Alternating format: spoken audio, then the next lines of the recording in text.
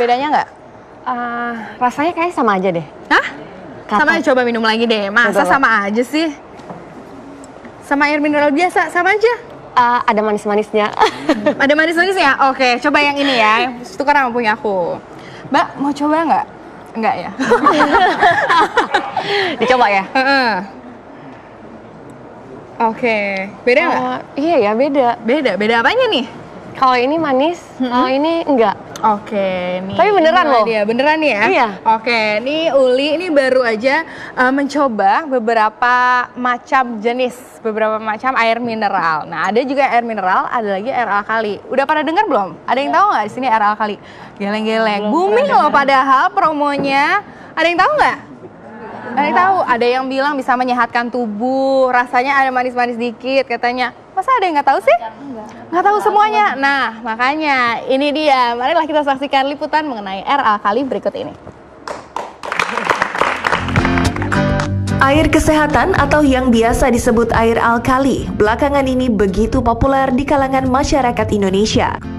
Beberapa merek air alkali diolah melalui alat teknologi tinggi dari Jepang sehingga mencapai pH 8 hingga 9. Berbeda dengan pH air putih yang biasanya berkisar pada pH 7 atau netral. Air yang memiliki pH tinggi ini diklaim memiliki banyak manfaat kesehatan, seperti memperlambat proses penuaan, mengatur keseimbangan asam basa dalam tubuh, dan mencegah penyakit kronis seperti kanker. Namun benarkah demikian? Di samping itu, apakah air alkali aman dikonsumsi?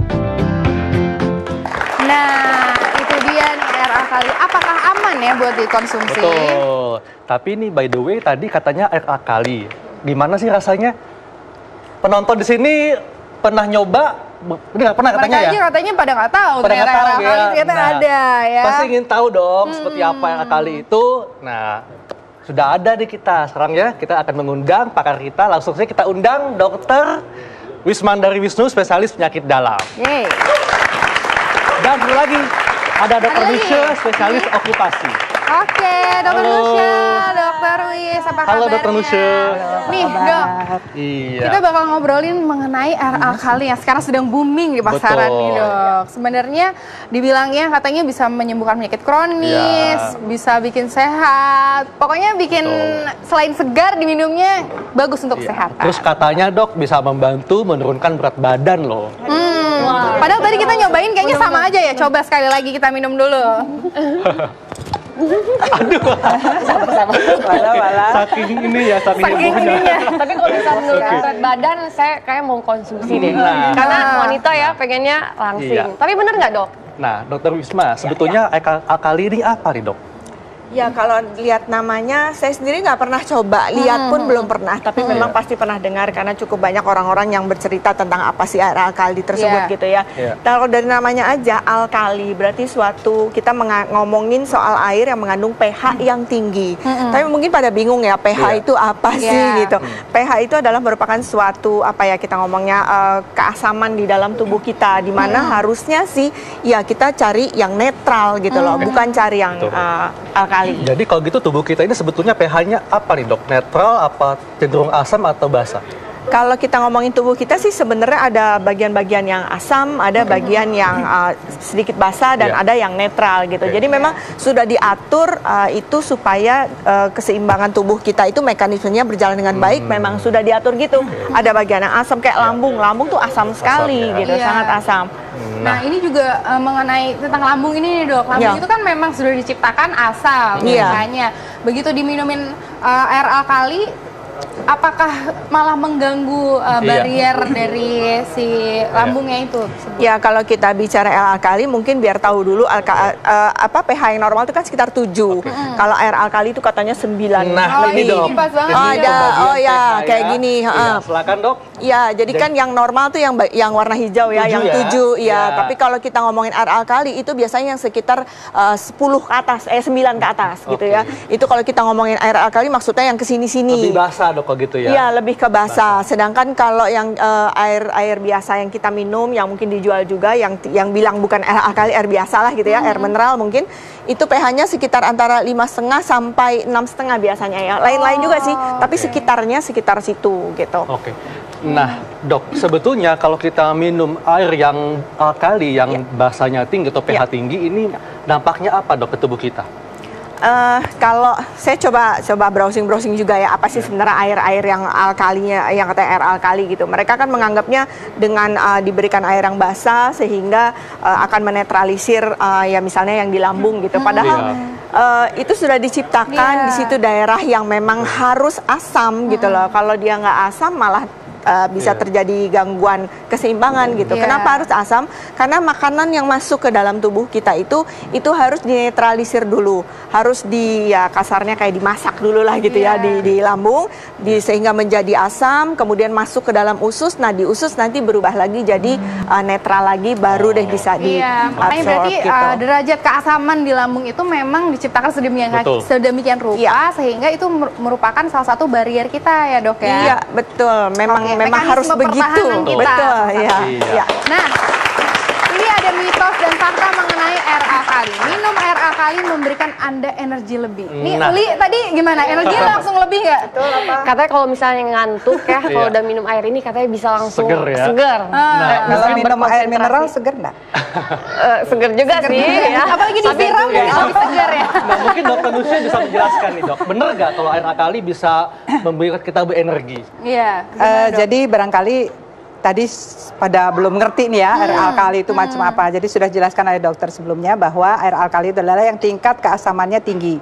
Jadi pH-nya lebih tinggi daripada 7. Dan memang standar air minum itu yang diperkenankan di Indonesia adalah antara 6,5 sampai 8,5. Jadi memang sedikit-sedikit alkali masih oke lah gitu.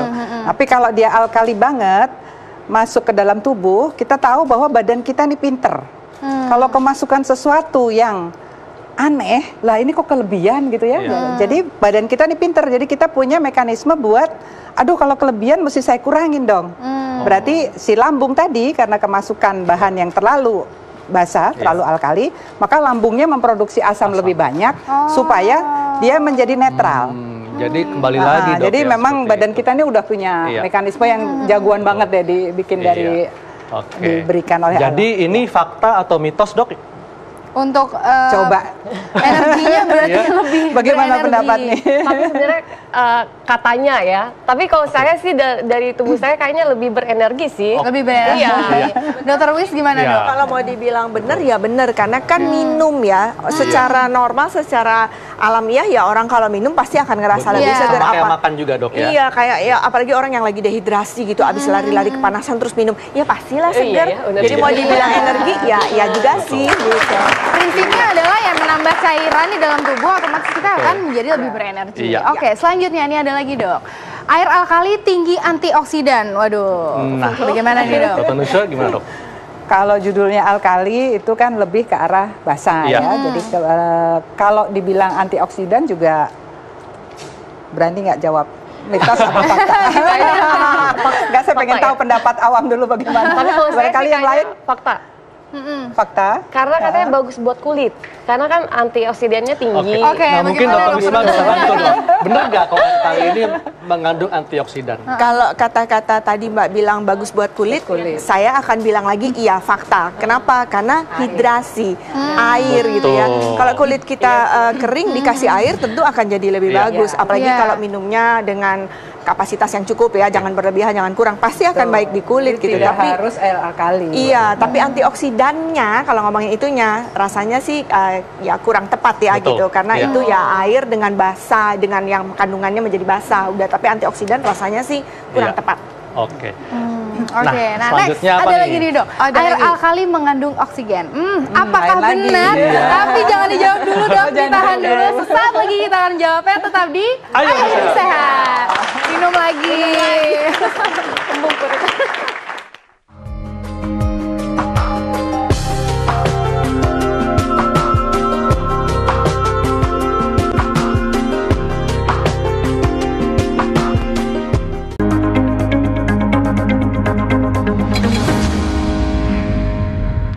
Masih bersama kami di acara Ayo Hidup Sehat. Nah, sekarang nih Dokter Haikal sudah ada berbagai jenis minuman ya. Iya, berbagai jenis minuman dan nanti juga ada kertas lakmus. Kita akan membahas mengenai derajat keasaman atau karena nggak tahu kebasaan nih apakah ini asam atau daripada basa air. kan? Yes, betul sekali. Tapi nanti kita membahas dulu mitos yang tadi belum dijawab nih, Dok. Nah, air Dr. alkali mengandung oksigen yang tinggi. Nah, mitos atau fakta, Dok? Mitos atau fakta? Kalau itu pernyataannya cuma mengandung oksigen. Iya. Kalau pernyataannya seperti itu betul, semua air pasti mengandung oksigen. Karena semua air ya. Semua air ya, Dok ya. Semua air biasa itu mengandung oksigen. Iya, karena kalau mau ngomongin rumus kimianya kan ya memang ada oksigennya gitu kan, H2O. Jadi pasti akan mengandung oksigen. Tapi kalau dibilang oksigennya tinggi, saya belum pernah ngetes sendiri ya gitu. Tapi sih kalau ngelihat iklan-iklannya mereka sendiri tidak mengklaim bahwa kadar oksigennya tinggi, karena kalau yang minuman dengan air oksigen yang mengandung tinggi itu lain lagi, ada lagi ntar. Oke. Nah kalau gitu muncul pertanyaan, kan ada juga nih air oksigen tinggi. Nah ini di mana nih dampaknya bagi tubuh, bermanfaat atau tidak? Air oksigen tinggi kan sebenarnya kalau kita sendiri kayak tadi ya, semua itu harusnya seimbang. Apa-apa yang terlalu berlebihan juga tidak akan memberikan efek apa-apa ke tubuh kita. Karena tadi sudah dijelaskan, karena apapun yang masuk berlebihan akan dinetralisir juga oleh tubuh. Kalau kelebihan dibuang, bisa lewat paru-paru, bisa lewat ginjal, organ-organ yang memang fungsinya membuang hal-hal yang tidak diperlukan kalau kelebihan gitu. Oke, nah berbicara air nih, Dok, air alkali atau juga air kesehatan, ada juga pertanyaan dari Facebook. Boleh kita lihat? Yuk. Ini dia.